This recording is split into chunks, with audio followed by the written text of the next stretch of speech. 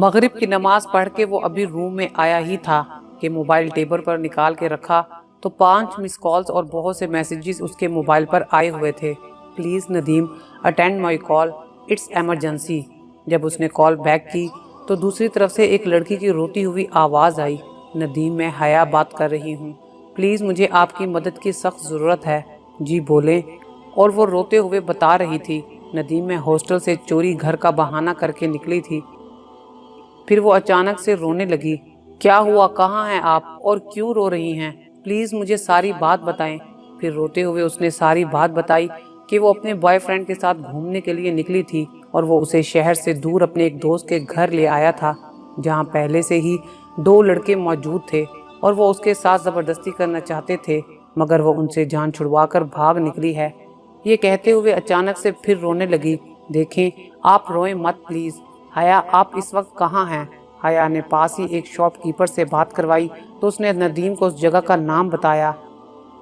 नदीम ने हया को तसल्ली देते हुए कहा कि ओके, आप रुकें, मैं 1 घंटे में आपके पास पहुंच जाऊंगा, आप परेशान बिल्कुल ना हो। उसने गाड़ी निकाली और हया की बताई हुई जगह की जानिब जा रहा था। रास्ते में वो सारे मनाजिर, वो सारे वाक़यात उसकी आंखों के सामने थे। यूनिवर्सिटी के गुजरे 2 साल से हया के साथ उसका ताल्लुक, आखिर में ताल्लुक को तोड़ने के लिए हया का रवैया, उस पर लगाए गए इल्ज़ाम, सबके सामने उसकी कई बेइज्जतियाँ, उसे सब याद था। हाँ, उसने उसके रद्द अमल के तौर पर कुछ नहीं किया, जैसे वो सब भूल गया था, लेकिन वो नहीं भूला था।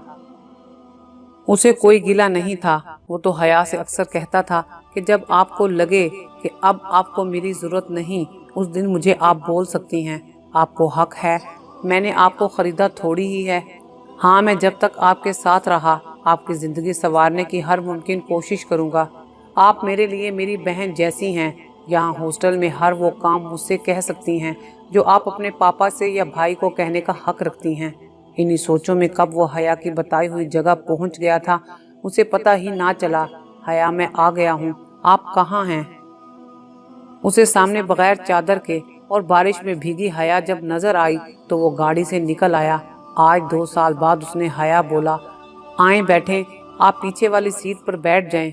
गाड़ी में बैठे 2 खामोश चेहरे, बोलने के लिए कुछ भी नहीं था। हया बस रोए जा रही थी। देखें, रोने से कुछ नहीं होगा। अगर उन लड़कों ने आपके साथ कुछ गलत किया है तो मैं आपकी हर तरह से मदद करूंगा और हम पुलिस की भी हेल्प लेंगे। नहीं, मैं ऐसा कुछ नहीं चाहती, इससे मेरी ही बदनामी होगी। गलती मेरी ही है, मैंने खुद बुरे लड़कों से दोस्ती लगाई थी। ओके, जैसे आपकी मर्जी। अब आपको हॉस्टल छोड़ना है क्या? नहीं, मुझे अभी हॉस्टल नहीं जाना, मैं वहाँ झूठ बोलकर निकली हूँ। प्लीज़, मेरे पास कुछ नहीं बचेगा, पहले इसी इज्जत की मारी हूँ। तो फिर कहाँ जाना है आपने? आपके घर। मेरे घर? जी, आपके घर। देखें, मेरे घर में आज कोई नहीं है, मेरी सारी फैमिली नानाब्बू की तरफ गई हुई है और मैं अकेला था घर। नदीम, बहुत टाइम हो गया है, मैं इस वक्त और कहीं नहीं जा सकती, सुबह हॉस्टल चली जाऊंगी। इतवार है ना, इतना मसला नहीं बनेगा। कुछ ही देर में वो घर पहुंच गए। हया के सारे कपड़े भीगे थे, वो उसे अपने रूम में ले आया। नदीम, क्या ये आपका रूम है? जी हाँ, बहुत प्यारा बनाया है।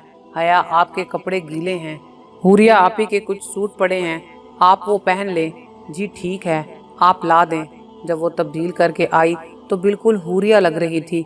अच्छा हया, अब बताएं आप क्या खाएंगी? हया ने जवाब दिया, नहीं, मेरा दिल नहीं है। क्यों, आप मेरे हाथ का बना नहीं खाएंगी? मुझे तो बहुत भूख लगी है, प्लीज़ आप भी अपना मूड ठीक करें, जो हुआ उसे भूल जाएं। ओके, आप कहते हैं ना आप बिरयानी भी बना लेते हैं, आज वो बना ही दें। और आप जो चाय कहते थे ना, आज आपके हाथों की बनी चाय भी पीनी है। लेकिन हया, जब भी मैं चाय अच्छी बनाने की कोशिश करता हूँ उस दिन चाय अच्छी नहीं बनती, लेकिन कभी कभी तो बहुत ही अच्छी चाय बन जाती है। अल्लाह करे आज वही दिन हो। नदीम, आप जैसी भी बनाएंगे मुझे अच्छी लगेगी, मगर अब बिरयानी मैं पकाऊंगी। वो दोनों मिलकर बिरयानी बना रहे थे। वाकई हया, बहुत मज़े की तो नहीं, लेकिन तारीफ के काबिल ज़रूर है। फिर वो उसे चाय बनाता देख के एकदम हंस पड़ी। हया, क्या हुआ? इतनी भी कोई मेहनत करता है एक चाय बनाने के लिए जितनी आप कर रहे हैं? ये किस तरह से बना रहे हैं आप? जी, मैं ऐसे ही करता हूँ, पहले ऑयल पर डाल के काफ़ी देर उबाल के, जब दूध उबल रहा हो ऊपर से टी बैग डाल देता हूँ और फिर जो चाय बनती है फिर लैपटॉप के सामने बैठ के मज़े से पीता हूँ। हया चाय पीते हुए एकदम से बोली, नदीम, मैंने आपके साथ बहुत गलत किया था, माफ़ी की हकदार नहीं हूँ। वो रो रही थी, आप मुझे माफ़ मत कीजिए, सारी सज़ाएं मुझे मिलनी चाहिए। नहीं हया, मैंने आपको माफ़ कर दिया था, मैंने आपके साथ क्या कुछ नहीं किया, तोहमतें, इल्ज़ाम, गुस्सा, गालियाँ, क्या कुछ नहीं किया, लेकिन आपने एक बार भी बदले का नहीं सोचा। हया, आपसे बदला? किस बात का? मैं कौन होता हूँ बदला लेने वाला? बल्कि मैं रोज़ आपकी हालत देखता था तो खुद को मुजरिम समझता था। शायद ये सब मेरी वजह से ना हो रहा हो आपके साथ।